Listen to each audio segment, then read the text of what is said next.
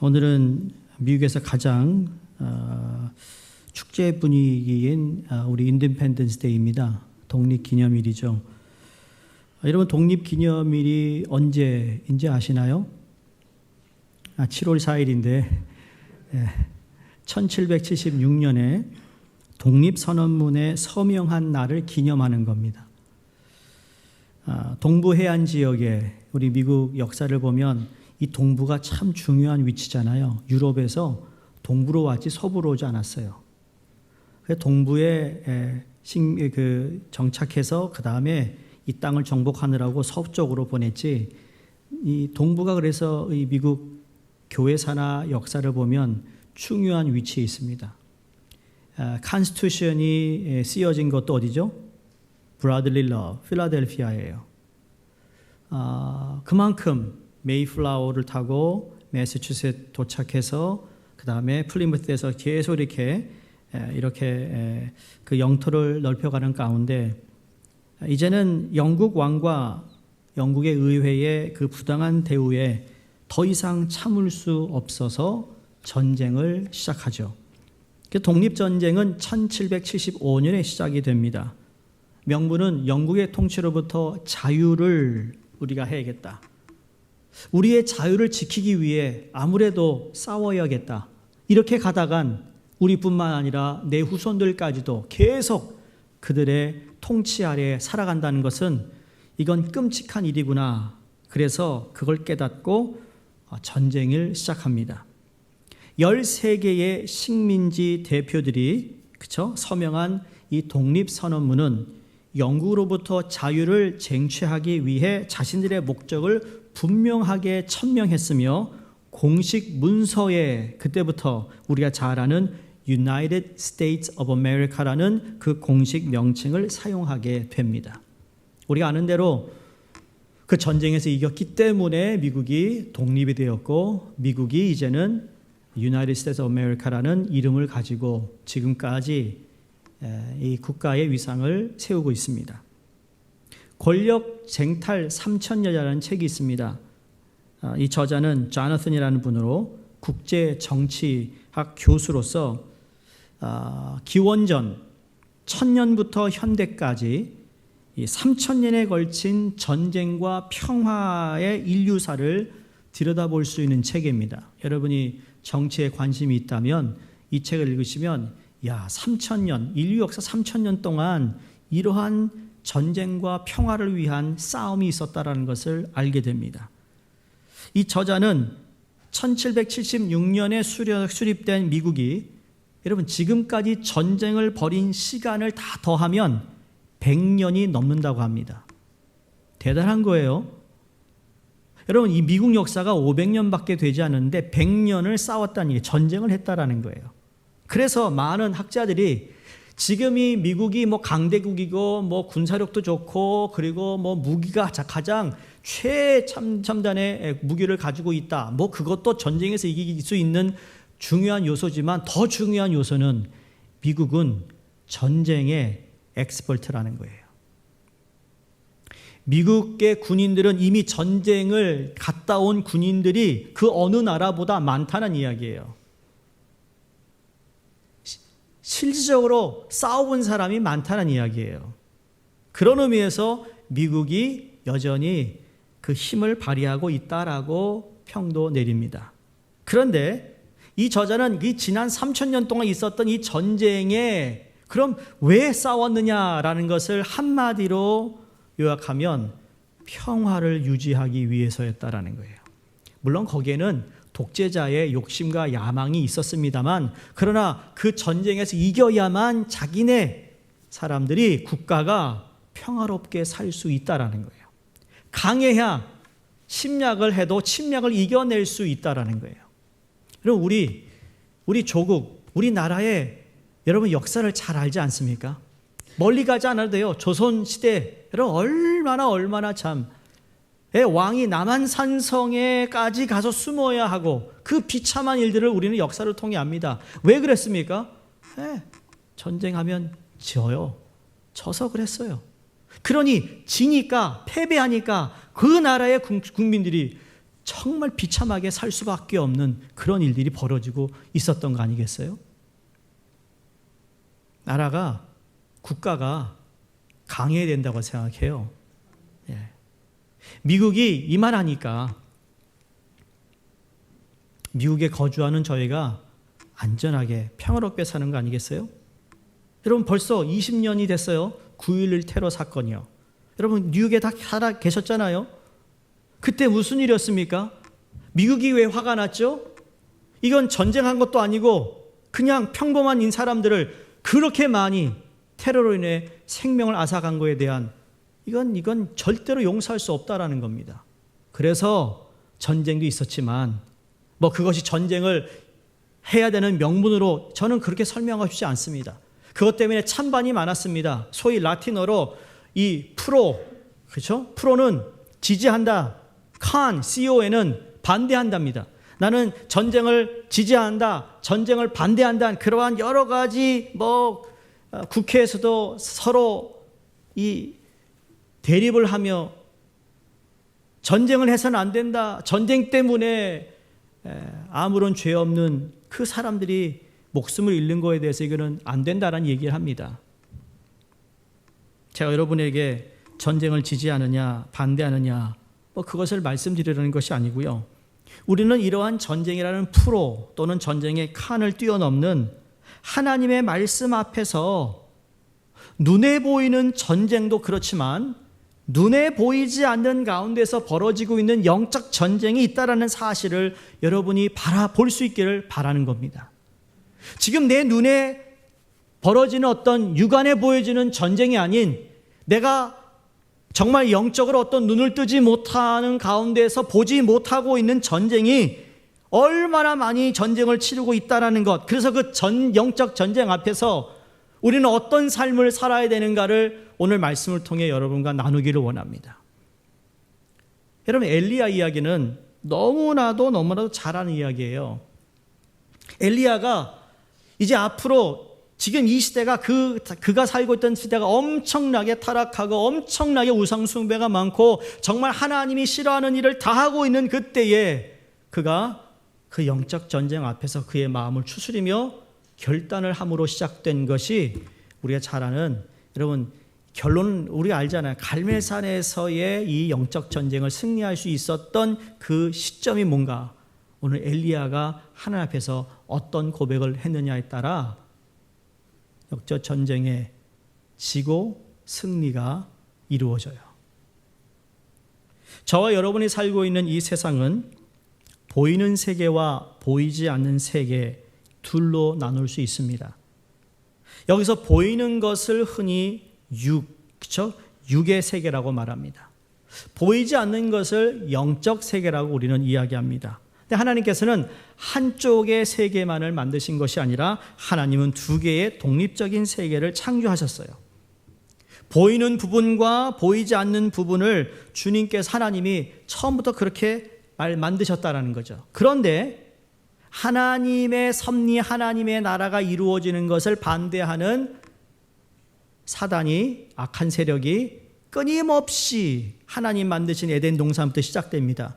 그 하나님의 나라가 임하지 못하도록 마귀의 꾀임에 인간이 속아 넘어가 선악과를 따먹게 되죠. 그로 인해 죄와 죽음으로 우리가 자유하지 못하는 가운데 하나님은 우리를 구원해 주시는 것이 구속 역사입니다. 그런데 하나님은 보이는 부분과 보이지 않는 부분을 다 중요하게 생각하지만 보이지 않는 부분이 우선적으로 중요하다는 것을 우리는 알아야 합니다, 여러분. 여러분, 육적인 세계에서 일어난 모든 일의 실제는 보이지 않는 영역에서 찾을 수 있어요. 예를 들어 여기에 건강한 나무가 있어요. 이 건강한 나무가 열매도 잘 맺고 참 이파리도 푸르고 여러분 이건 우리 보이는 거예요. 근데 보이지 않는 나무의 이 건강함은 어디에 있습니까? 뿌리에 있어요. 그와 마찬가지예요. 우리가 먼저 받아들여야 할 것은 보이는 세계와 보이지 않는 세계가 분명히 존재하고 있다는 것과 보이는 세계는 보이지 않는 세계에 의해 움직이고 있다는 사실입니다. 눈에 보이는 세계에서의 싸움을 흔히 전쟁으로 말한다면 영적 전쟁이라고 말할 때 이것은 보이지 않는 세계를 향한 전쟁을 의미하고 있어요. 그러니까 육안으로 보이지 않는 것이라 할 수도 있는데, 근데 안타깝게 우리 기독교인들이 살아가면서 분명히 우리는 보이는 세계와 보이지 않는 세계를 인정하고 살아가는 사람인데, 많은 경우 보이는 세계에만 자꾸 추구하고 살아가는 그리스도인들의 모습을 볼 때마다 안타깝다라는 거예요. 여러분, 우리는 이 땅에서 하나님이 허락하신 모든 것을 누리며 살 수 있는 축복을 주셨습니다. 구원받은 자가. 그래서 하나님의 신령한 복을 이 땅에서 누리며 살 수 있는 복을 주셨어요. 믿으세요? 그러니까 이 땅에서 우리가 잘 사는 거 중요하지만 이게 전부가 아니라는 거예요. 예수 그리스도를 모르고 구원받지 못한 사람들은 이 땅 것만 추구하고 삽니다. 왜? 그들은 아예 모르니까. 그러나 우리는 영원한 하나님의 백성으로 이 땅에 있는 이 세상과 보이지 않는 세상도 우리가 준비하며 살아가는 존재라는 거예요. 두 가지가 여러분 다른 게 아니라는 거예요. 이 땅을 살면서도 영원한 영적 세계를 우리가 누리며 살 수 있다라는 거예요. 정말 안타까워요. 오늘날 기독교인들이 말이죠, 교회를 다닌다고 하는 사람들이 이 영적 전쟁에 있는 것조차도 모르는 채 살아가고 있어요. 여러분에게 정말 까놓고 묻겠습니다. 지난 1년 코로나 기간 동안 여러분은 영적 세계가 있다는 것을 인식하고 살았습니까? 아니면 눈에 보이는 코로나 때문에 그냥 두려움에, 염려, 걱정에 쌓여 살았습니까?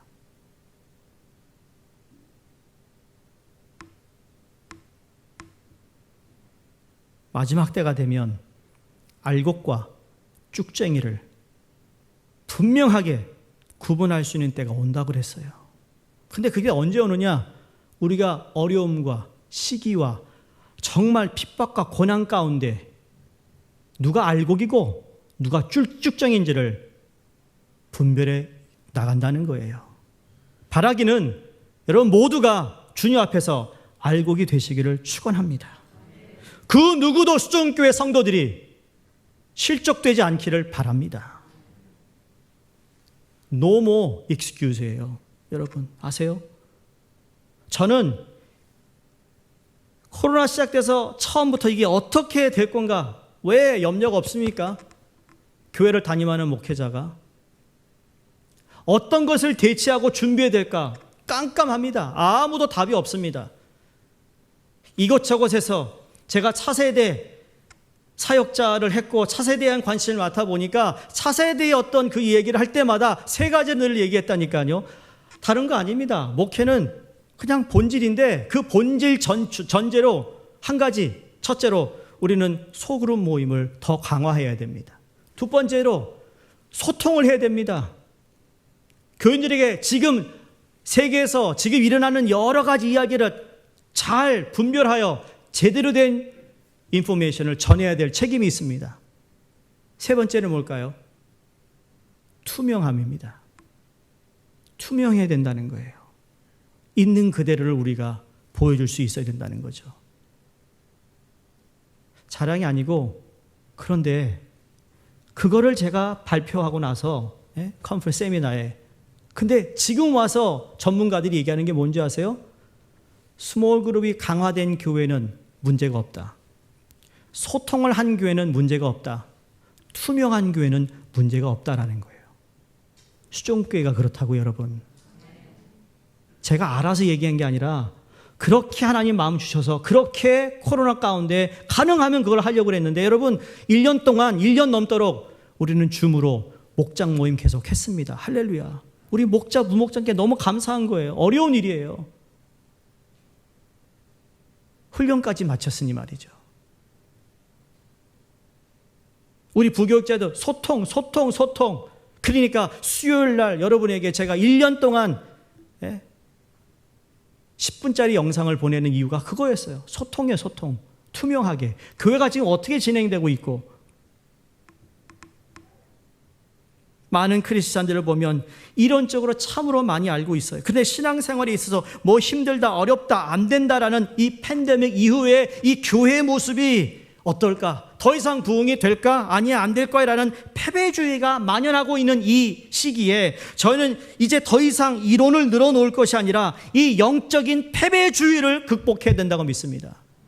그게 뭔지 아세요? 왜 그런지 아세요? 신앙은 무승부가 아닙니다. 신앙은 무승부가 아니에요.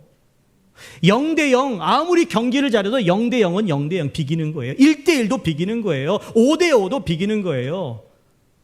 한 점을 더 넣어서라도 이겨야 되는 거예요. 그게 영적 정쟁의 승리예요.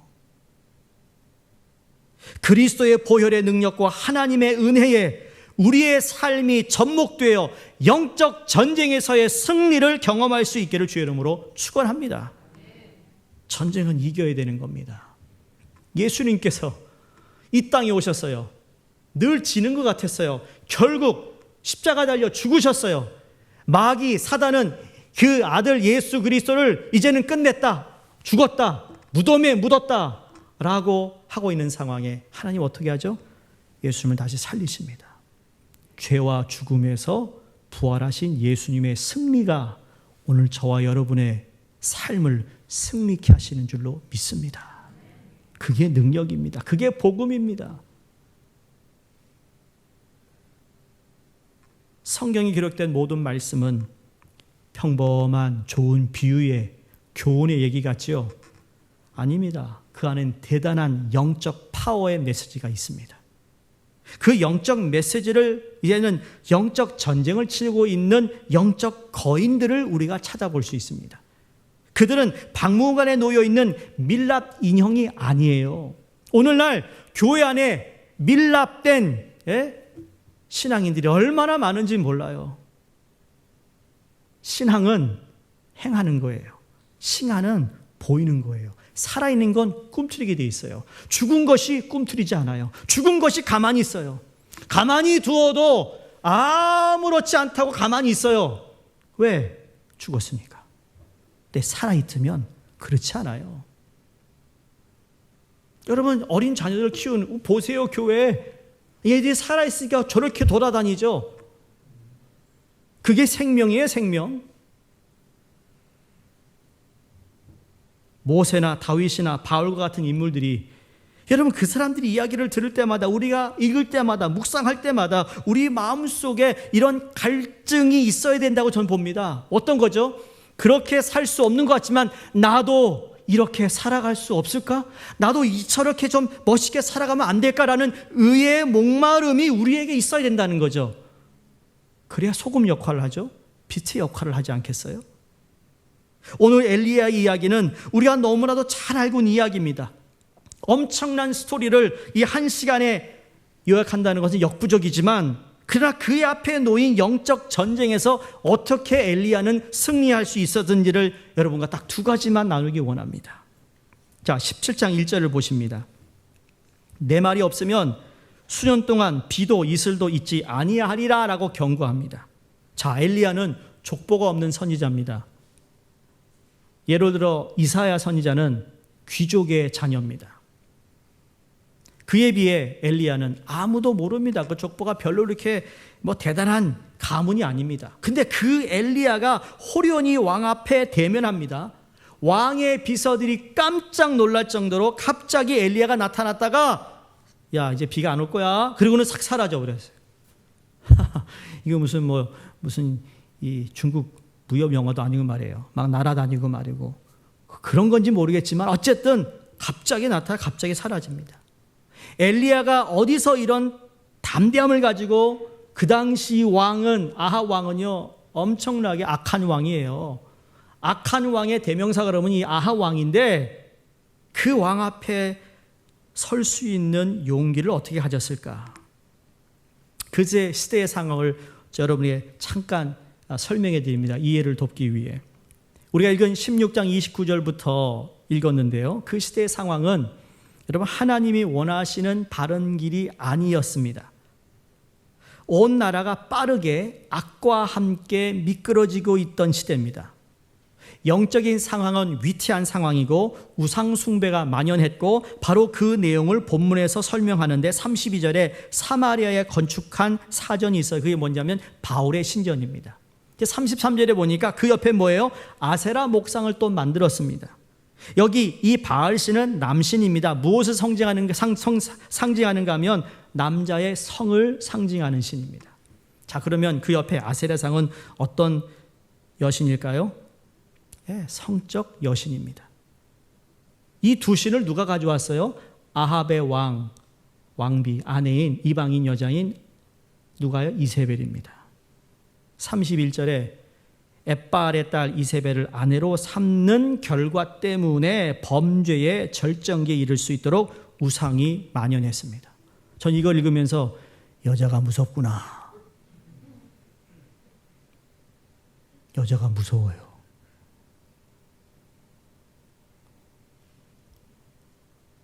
이 여자 하나 때문에 나라가 완전히 폭삭망했어요.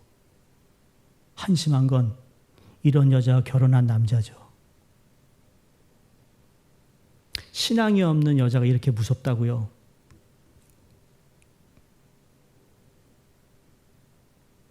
이세벨이 데리고 온 그 모든 섬기는 이 우상, 이게 이스라엘 땅에 완전히 다 도배를 해버렸어요. 여기서 나오는 아합과 이세벨은 아주 악한 모습의 부부입니다. 악으로 묶여진 부부입니다. 특별히 이세벨은 자기 주장이 강한 여인이고 도덕적으로 문란한 사람이고 도덕적 개념조차 없는 무감각한 잔인한 여인입니다. 학자들에 의하면 바알과 아세라 상을 섬기고 있던 그 신전에는 늘 존재하는 무엇이 있었는데 그게 뭔가 바로 매춘굴이 있었다는 겁니다.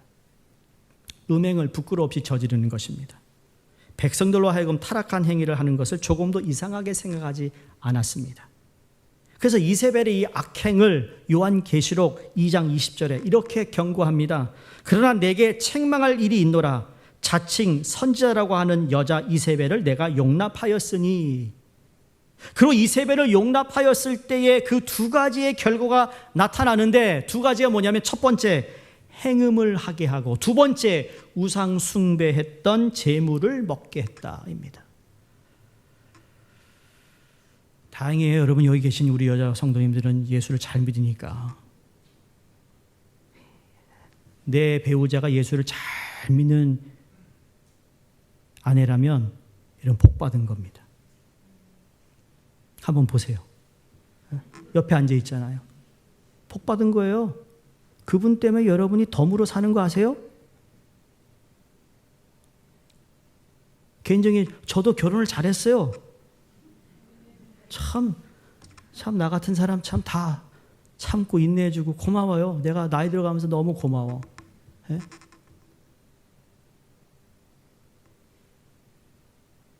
사모 때문에 제가 목회 못한 적이 없어요. 오히려 더 잘 됐지. 그쵸? 인정하죠? 잘한 거예요, 잘한 거. 여러분, 여러분의 아내가 예수를 잘 믿고 정말 주님을 사랑하기 때문에 이만큼 여러분 살아왔다는 거 인정하세요. 인정하시라고 남자분들 아멘도 안 하고. 예? 인정해요, 인정. 인정할 거 인정해야지.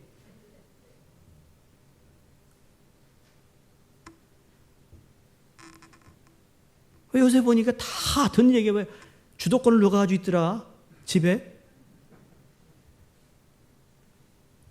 눈치는 누구 눈치 봐요? 남편 눈치 본다는 얘기 못 들어봤어요 내가.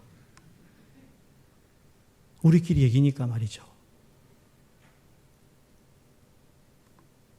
저 카메라 나 추월하려고 그래 이제는. 추월해서 아주 그냥. 이세벨이 그런 사람이에요. 그 존재가.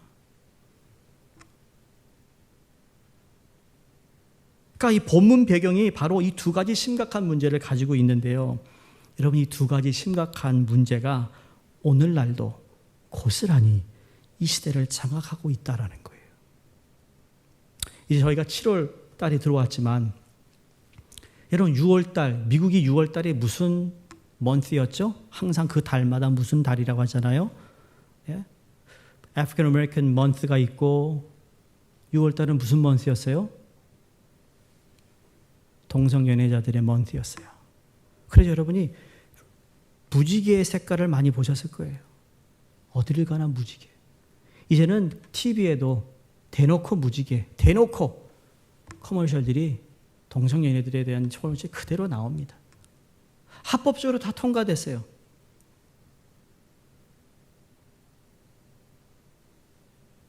합법화되어 있는 저들의 모임을 제재할 수 없는 시대를 우리가 살아가고 있습니다.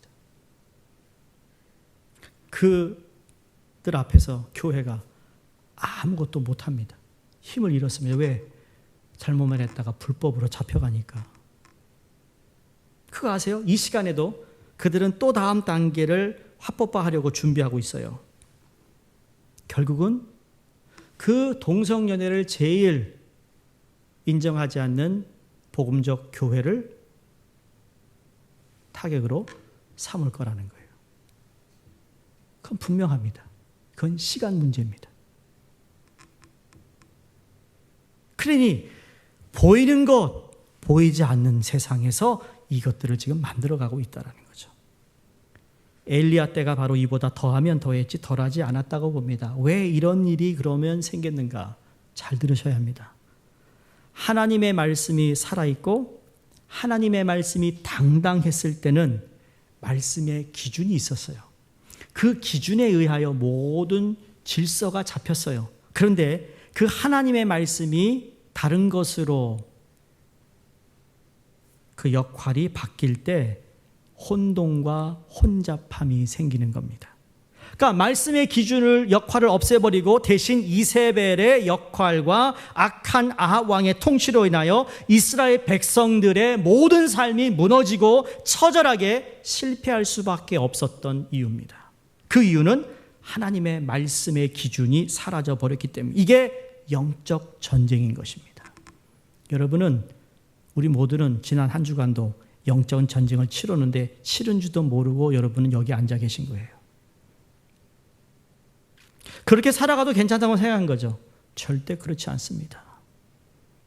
언젠가는 그것이 여러분의 발목을 잡습니다.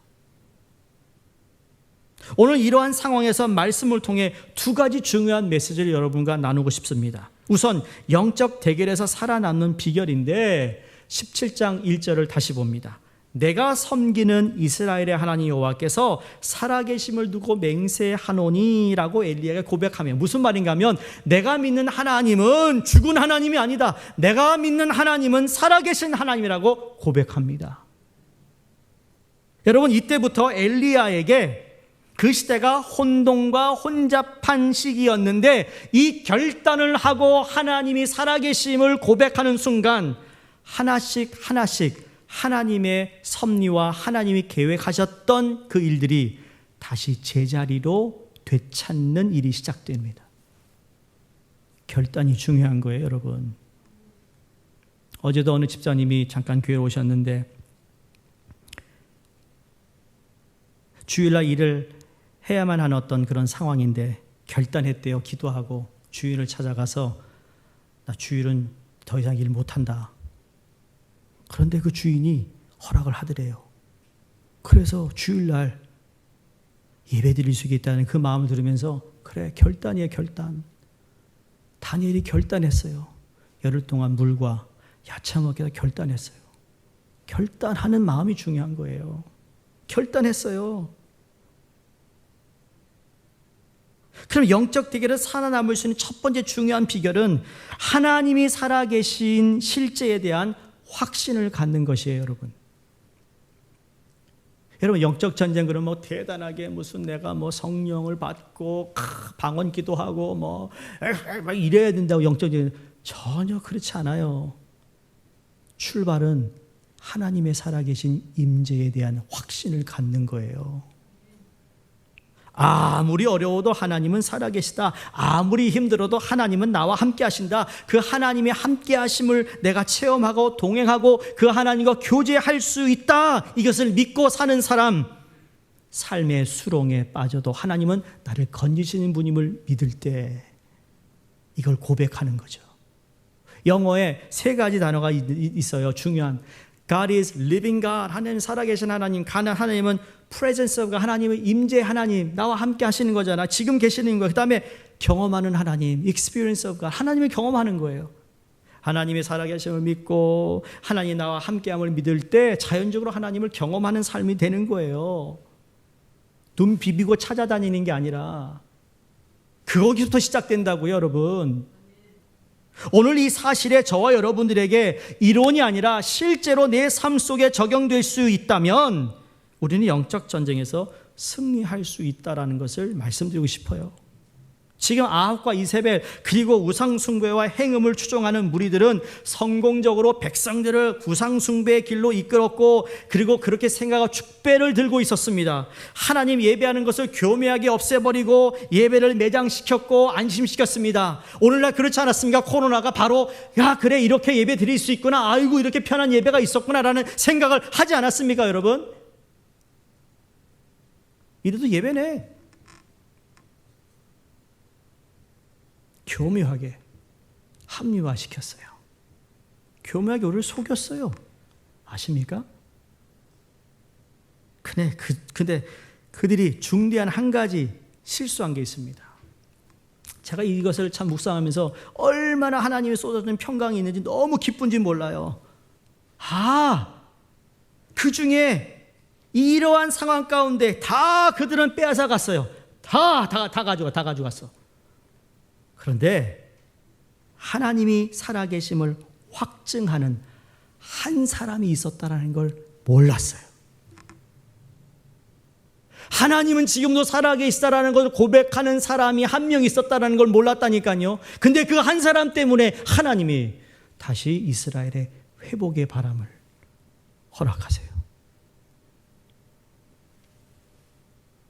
소돔과 고모라, 하나님 마지막에 몇 명만 있으면 내가 멸망 안 시킨다고요? 한 명, 의인 한 명. 오늘도 하나님은 우리가 찬양했지만 그 예배자 한 사람을 찾고 계신 거예요. 그 한 사람이 있으면 안 망해요.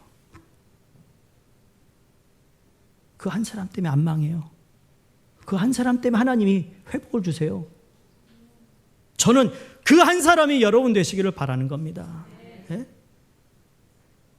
어느 시대이든지 하나님에게 가장 소중한 것은 그분의 살아계심에 완전히 압도된 사람, 하나님 살아계심에 완전히 압도된 인생인 것이죠. 지금도 하나님 여호와께서 살아계심을 두고 맹세하노니라고 고백한 이 엘리야는 하나님의 임재의 강 속에 뛰어든 용기를 가졌던 사람이었다고 보는 겁니다. 여러분, 이 세상은 우리가 말 잘한다고 감동하지 않습니다. 이 세상은 더 이상 성공담에 의하여 감동받지 않습니다. 오직 하나님의 임재로 무장된 변화의 능력을 가진 진정한 야전군이 필요하다고 전 믿습니다. 1000명이 나라를 바꾸는 게 아니더라고요. 여러분, 독립투사들의 그 소수의 사람들이 나라를 변화시킨 거예요. 근데 저희 교회는 거의 다 웬만한 분들이 훈련받았고 정말 투철하게 우리 교회 예배를 드릴 수 있는 분들은 성숙한 분들이잖아요. 1시간 반 예배를 어떻게 드려요? 다른 분이 뭐 어이구 어떻게 1시간 반 예배 드려? 근데 드리고 있잖아요, 여러분. 다른 교회가 똑같이 예배 드리자? 왜 똑같이 예배 드려요? 독특해야지. 그래서 1시간 반 예배 드리는 건 아니고 절대 그건 아니에요. 독특하고자 하는 거 아니에요. 독특하면 다른 거 하지 내가. 여러분, 훈련 받는 분들이 많고 묵상해서 스스로 하나님 말씀 은혜 받는 사람이 많을수록 목회하는 설교자가 더 힘든다는 거 말씀드렸잖아요. 스스로 하나님 말씀 읽고 하나님 주신 음성을 듣는데 그럼 어떻게 목사가 그냥 몇 시간 만들어가지고 하겠냐고요. 절대 그럴 수 없어요. 사랑하는 여러분, 저와 여러분이 삶 속에 하나님의 임재와 하나님이 실제 하신다는 증거가 있는 삶을 사시기를 주의 이름으로 축원합니다. 우리가 삶을 통해 역경을 만납니다. 고난도 당합니다. 영적 대결 상황도 있을 수 있습니다. 이것을 이기게 하는 것은 어느 한 시점에 어느 한 순간에 능력도 필요하지만 제가 볼 때 더 중요한 건 하나님의 살아계심에 대한 끊임없는 임재 의식이라고 생각합니다. 하나님 늘 나와 함께 하신다. 그래서 이 땅에서 가장 비참한 사람은요, 예수 안 믿는 사람이 아니라 예수 믿는데 하나님의 살아계심과 임재함을 의식하지 못하고 살아가는 그 사람들이 더 비참하다고 생각하는 거예요. 구원받은 저와 여러분이 가장 여러분 비참할 수 있어요. 제대로 신앙생활하지 못할 때. 왜? 어떻게 그러냐고요? 보세요. 나는 하나님의 자녀가 되었다고 하는데 하나님의 임재에 대하여 무감각해요. 무감각하니까 자기 멋대로 하잖아요. 하나님이 나와 함께 하신다는 것에 무식하니까, 말씀이 없으니까. 그게 선인지 악인지도 모르고 해요. 하나님이 나와 함께 하신다는 그 사실을 실제로 내 삶에서 체험하지 못하고 사니까 얼마나 비참합니까? 난 그런 존재가 아닌데, 예수 그리스도가 나더러 그런 존재로 살라고 십자가에 달려 죽으시고 부활하신 것이 아닌데. 여러분, 비참한 인생이 안 되기를 바랍니다. 두 번째 비결입니다. 엘리야가 하나님의 살아계심, 실제에 대한 확신을 가졌을 뿐만 아니라 두 번째 비결은 하나님과 동행 또는 교제하는 것이었습니다. 에녹이 하나님과 동행했고 노아가 역시 동행했습니다. 아브라함은 하나님의 친구로서 동행했고 모세와는 친구처럼 대면해 주셨습니다. 우리 역시 하나님과 동행하면서 하나님의 실제를, 하나님의 임재를 내 삶 속에서 실감하고 체험하도록 주님이 허락해 주셨어요. 아세요?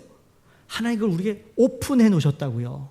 이제 예수 그리스도로 말미암아 구원받은 우리 모두에게, 야, 이제 너와 내가 정말 즐겁게 교제하며 친밀히 네가 내 안에 내가 너 안에 거하는 삶을 살자.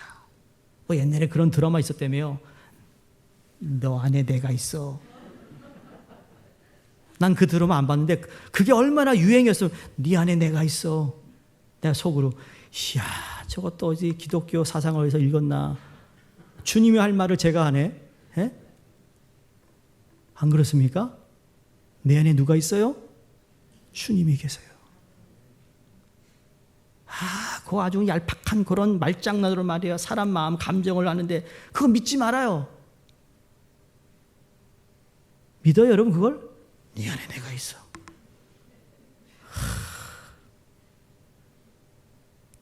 아니요, 그 안에 주님이 있어요.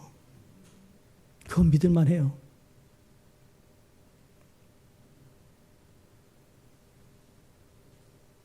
이것이 저와 여러분의 가장 특권이라는 걸 믿으셔야 합니다. 아, 내 안에 그분이 계셔. 오늘도 하나님이 나와 함께 하시는구나. 오늘도 하나님과 동행할 수 있는 시간, 새날을 주셨구나. 오늘도 그분과 아들 예수 그리스도가 나와 함께 친구가 되셔서 내가 외로울 때 나를 돕고 내 말을 들어주고 동행하는 분이 오늘도 나와 함께 하시는구나. 그런 고백 말이에요. 나에게 무슨 일이 일어날지라도 괜찮아. 왜? 주님이 나와 동행하시기 때문에 괜찮아. 이게 다윗이 고백했던 신앙이잖아요. 다윗이 왕으로서 존경받는 것이 아니라 다윗은 왕으로서도 위대한 일을 했지만 다윗에 대한 존경심은요, 하나님을 향한 그의 마음이었습니다. 시편 16편 8절에 그가 이렇게 고백합니다. 내가 여호와를 항상 내 앞에 모심이요 그가 나의 오른쪽에 계심으로 내가 흔들리지 아니하리로다. 우리 인생에 요동이 없고 좌절이 없고 흔들림이 없다는 얘기가 아닙니다. 그러나 그런 가운데서 나는 여호와 하나님을 늘 내 앞에 모신다라는 고백을 하는데, 실질적으로 나는 주님을 내 앞에 모시고 그분이 가라는 대로 따라가는데 정작 내가 경험하는 건 어떻습니까? 내 오른편에 와 계시다는 거예요. 내 옆에 와 계시다라는 거예요.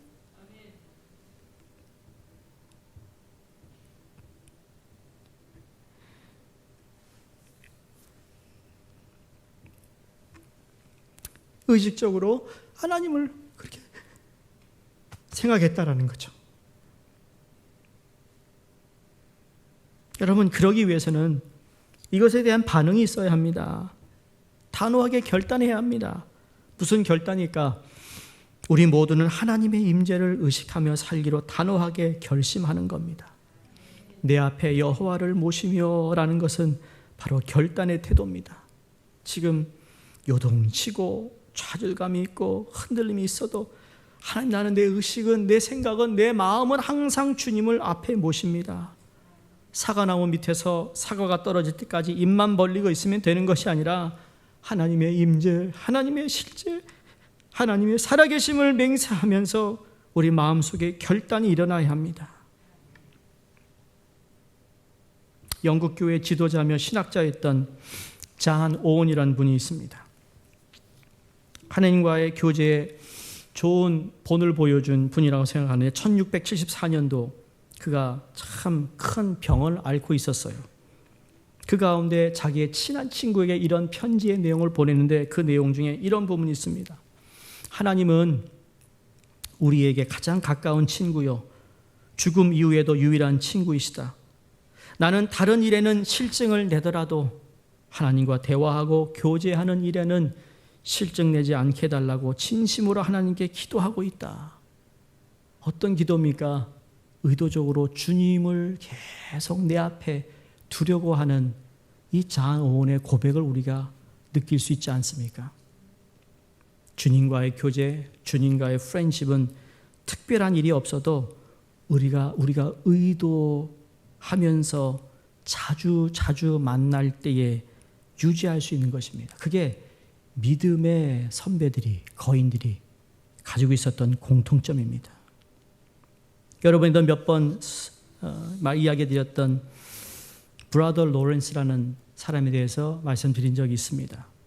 수도원에서 봉사하는 일을 하는데 그것도 부엌에서 식사 당번으로 봉사하면서 하나님의 임재 연습에 탁월한 사람이 됩니다. 그 부엌에서 봉사하는 로렌스 형제에게 하나님이 역사하셔서 참 많은 사람들이 무슨 기도를 10시간 해서 어떤 하나님의 임재를 경험한 것도 아니요. 그러나 일상적인 자기에게 맡겨진 그 생활터에서 하나님과 교제하는 것을 그가 터득해요. 한 번은 그것을 방문한 방문객이 이렇게 물었답니다. 당신은 언제나 부엌에서 청소하고 그릇을 씻고 더러운 접시를 닦고 음식을 만드는 일만 하는데 이에 대해 짜증이나 불만 없습니까? 그랬더니 그 로렌스가 이렇게 얘기합니다. 나는 불평할 시간이 없네요. 나는 음식을 만들면서도 하나님과 교제합니다.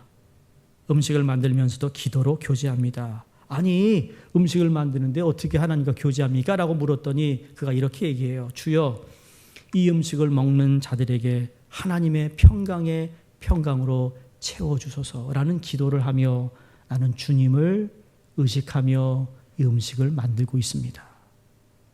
나는 청소를 하면서 이렇게 기도합니다. 하나님의 동산을 내가 더욱 아름답게 가꾸어가는 청소가 되게 하여 주시니 감사합니다. 여러분, 우리의 일상생활 가운데 하나님의 살아계심을 이렇게 고백할 수 있기를 바랍니다. 이게 기도로 연습하고 하나님의 임재에 대해서 이렇게 마음을 드리는 것이야말로 그 의식화 작업이라고 말할 수 있습니다. 말씀을 마무리합니다. 필리핀 마닐라에서 오래전에 빌리그램 전도 집회가 있었어요. 그 집회에서 여러분 그 빌리그램 전도회 집회에서 가장 그 특징적인 것은 항상 간증자가 나온다는 겁니다. 간증자가 있고 그다음 빌리그램 목사님이 그 아주 단순한 Jesus loves you. Come on down. 그러면 그냥 다 예수를 믿어요. 정말 그거 진짜 대단합니다. 근데 그 집회를 위해 여러분 1년 동안 기도합니다. 한 집회를 위해. 그러니 얼마나 많은 사람이 주님께 돌아오는지 몰라요. 어쨌든 이 캄보디아 사람이 이제 간증을 하게 됩니다. 근데 그에 모였던 모든 사람이 큰 감동을 주었다는 이야기인데 이 사람은 예수를 믿는다라는 이유로 정치범으로 수감이 되었다고 합니다. 수감이 되어 수용소에 사는데 수감자들이 제일 싫어하는 것이 무엇이었는가 하면 죄송합니다. 이게 우리 말로 화장실 청소인데 옛날 말로는 뒷간 청소예요. 네? 그리고 오물구덩이 청소하는 겁니다. 관리자들이 윽박지르며 이것을 청소하게 하려고 막 미는데도 매는 맞았지. 내가 독방은 들어가도 좋다. 절대 저건 나 청소 못한다. 그렇게 바락바락 그냥 발악을 하고 있는 가운데 이 사람이 자진했다고 합니다. 내가 청소하겠습니다. 나중에 그분의 간증에 나오는 거예요. 왜 자진했느냐고 누가 물어서 그렇게 대답했대요. 오물구덩이를 청소하는 동안 자기를 괴롭히는 경비병이라든지 옆에 있는 사람들부터 나는 자유로워질 수 있었습니다. 아무도 나를 방해하는 사람이 없었습니다. 그걸 할 때만큼은. 그래서 나는 천천히 느긋한 속도로 그 오물 청소를 했습니다. 악취가 코를 찌르는 속에서도 나는 푸른 하늘을 올려다볼 수 있었습니다. 그 다음이 너무 멋있어요. 정말 방해받지 않고 하나님과 교제할 수 있는 유일한 장소가 바로 오물구덩이 또 똥구덩이였다라는 거예요. 그 안에서도 하나님의 실존을 믿고 하나님이 나와 함께함을 고백하며 그 하나님과 대화하며 하나님을 앞에 모실 수 있었다라는 거죠. 그렇게 앞에 모셨더니 주님은 그 오른편에 오셔서 나를 위로하시고 힘을 주시고 새 힘을 얻게 하시고 그 다음을 보게 하시고 결국은 풀려나 이 자리에서 여러분 앞에 하나님의 살아계심을 간증하게 되었다는 이야기예요. 어려움을 겪고 있는 친구들을 위해 나는 기도했습니다. 그 순간 오물구덩이를 청소하는 그 시간이 하나님과 교제하고 하나님을 만나며 영광스러운 시간으로 변화되었습니다. 할렐루야. 여러분, 영적 전쟁은 크게 소리치며 야단법석하는 게 아니고요. 하나님의 임재 안에 거할 때 하나님의 능력이 잔잔하게 내 안에 차곡차곡 쌓이는 걸 통하여 내가 한마디를 하더라도 내가 한 행동을 하더라도 여러분 그 행동 하나 그 말 한마디가 영적 파워가 있는 거예요. 사람의 마음을 움직이는 거예요. 하나님이 이 사람과 함께하는 모습을 보게 되는 거예요. 그게 영적 전쟁 승리의 비결의 가장 첫 번째가 된다는 사실을 여러분 기억하시고 어떤 무슨 대단한 성령 충만함을 여러분 기대하기 전에 나는 내 삶 한순간순간마다 살아계신 하나님을 의식하며 살아가는가? 그 하나님과 어떻게 하면 내가 더 하나님 말씀을 묵상하며 하나님께 어떻게 하면 좀 더 몇 초라도 하나님을 찾는 기도를 할 것인가에 초점을 맞춘다면 우리 모두는 다 영적 전쟁에 승리할 수 있음을 믿습니다. 우리가 잘 아는 찬양 가운데 여러분 주위를 둘러보면 아무도 없는 듯 믿음의 눈을 들면 보이는 분 계시잖아요. 지금도 내 안에서 역사하시고 계시는 사망과 어둠의 권세를 물리치신 예수님, 주를 찬양 손을 들고 찬양 전쟁은 나에게 속한 것이 아니요 주를 찬양 손을 들고 찬양 전쟁은 하나님께 속한 것이 아니라는 것이 무슨 의미입니까? 우리는 영적 전쟁에서 이길 수 있는 힘이 아무것도 없습니다. 여러분 우리는 못 이겨요. 안 돼요. 그런데 내가 할 수 있는 게 있어요. 하나님의 살아계심을 내가 인정하는 거예요. 하나님 믿습니다. 오늘도 살아계시잖아요. 이런 악한 상황에 하나님은 나는 믿어요. 하나님 내가 주님께 가까이 가고자 하는 그건 우리가 할 수 있어요. 그걸 하는 동안 하나님 어떻게 하세요? 하나님이 직접 나서셔서 일하세요. 승리하세요. 승리를 주신다니까. 그러니까 우리가 나가서 칼 가지고 싸우는 게 아니에요. 여러분 영적 전쟁은. 주님은 딱 한 가지. 내 안에 거하라. 우리 그랬으면 좋겠어요. 나가시면서 어유 권사님 안에 주님 있네. 예? 오 주님 있네. 이래야지 말이야. 그게 우리가 사는 길이거든요. 공동체가 사는 길이에요. 여러분 자녀를 볼 때 야, 네 안에 주님이 살아계심을 믿어. 주님 이래야지. 보면 말이야. 매일 그냥 공부했냐 뭐 그것도 해야겠지만 그러나 정말 주님이 살아계시구나. 그런 마음으로 여러분 한 주를 승리하시기를 주의 이름으로 축원합니다. 기도하겠습니다.